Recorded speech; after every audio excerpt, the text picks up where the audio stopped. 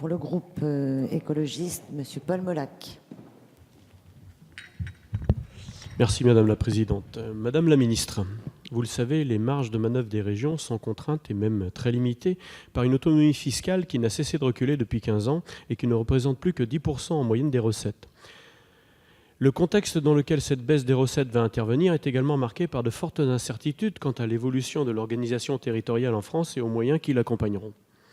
En effet, le projet de loi portant sur la nouvelle organisation territoriale de la République ouvre la perspective de nouveaux transferts de compétences aux régions et d'un renforcement de compétences existantes, ce que nous saluons.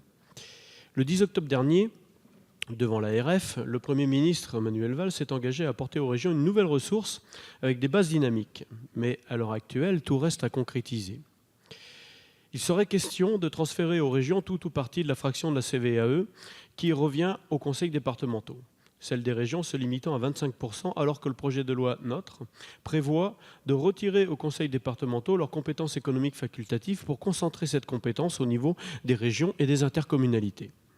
Par ailleurs, ce même projet de loi prévoit également de confier aux régions une compétence globale et exclusive dans le transport collectif pour les territoires, à l'exception du transport urbain, en leur confiant notamment la compétence du transport scolaire. Or, les régions ne disposent actuellement d'aucune ressource en relation avec leurs compétences en matière de transport collectif.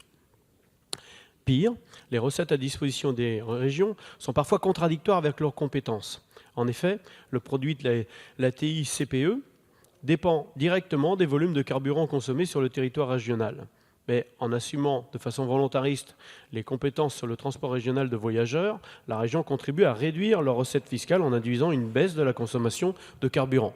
Ce qui est très bon pour l'environnement, évidemment, mais qui est un vrai dilemme pour les budgets régionaux. Il s'agit donc de revoir en profondeur les ressources fiscales des régions, car dans quelques mois, le hiatus entre compétences et ressources risque encore d'être aggravé. Madame la Ministre, pouvez-vous nous apporter des précisions quant à l'engagement pris par le Premier ministre de doter les régions d'une nouvelle ressource sur des bases dynamiques? Et pouvez-vous nous garantir l'obtention d'une compensation intégrale pour les futures compétences octroyées aux régions? Merci, Madame la Ministre. Merci Madame la Présidente. La compensation, Monsieur Molac, elle est de droit et elle sera naturellement au rendez-vous. Vous posez une question juste. On va, avec la loi qui arrive sur les compétences, demander aux régions d'être stratèges en matière d'économie, de structurer l'espace, de réfléchir aux infrastructures, certes de ne pas les doubler, on va sans doute être plus rationnel, mais de faire du sujet infrastructure un sujet à la fois de mobilité de nos habitants et un sujet de lutte contre le réchauffement climatique. Tout ça va effectivement être confié en cohérence aux régions.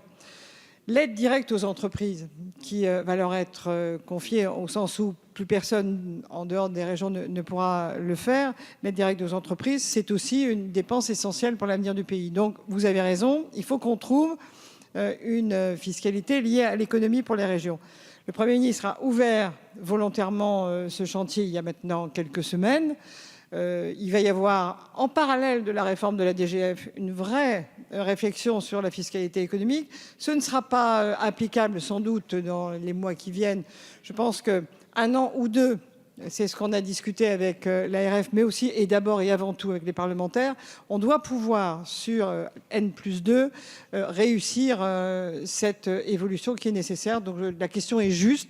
La réponse n'est pas encore suffisamment précise parce que si je vous répondais précisément, je ne tiendrai pas compte de ce que vous allez apporter au débat. Merci.